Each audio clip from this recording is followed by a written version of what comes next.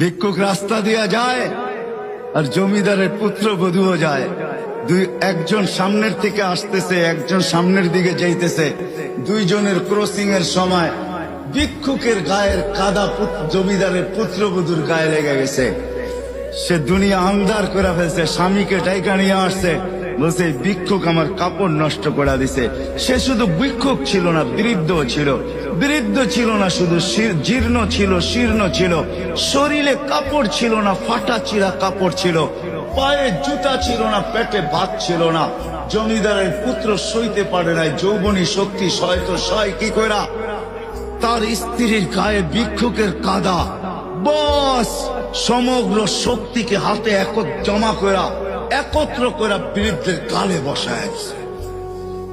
বৃদ্ধ কিচ্ছু বলে নাই, শুধু উপরের দিকে তাকায় দুই তিনটা শব্দ উচ্চারণ করছেন। শব্দগুলা হলো ইয়া মাল্লাহ তারা হলো ওয়ুন, ও আল্লাহ চোখে দেখা যায় না। ও তারা কুল্লা শাই, তুই সব দেখিস।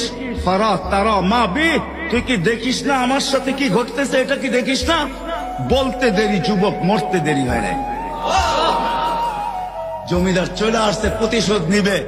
বৃদ্ধের একদিকে মুস্কি হাসি, একদিকে বলতেছে প্রেমের খেলা এমনই হয়। জিজ্ঞাসা করছে কিসের প্রেমের খেলা রে? বলছে ওর প্রেমিকার গায়ে আমার কাদা লাগছে, পায়ের কাদা লাগছে, ও সইতে পারে নাই। যৌবনী শক্তি দিয়ে আমার বৃদ্ধ গালে বসায় দিছে। আমাকেও একজন ভালোবাসে, সেও সইতে পারে না, সেও সইতে পারে না। ও তো থাপ্পড় দিয়া ক্ষান্ত, সে জান নিয়ে নিছে, জান।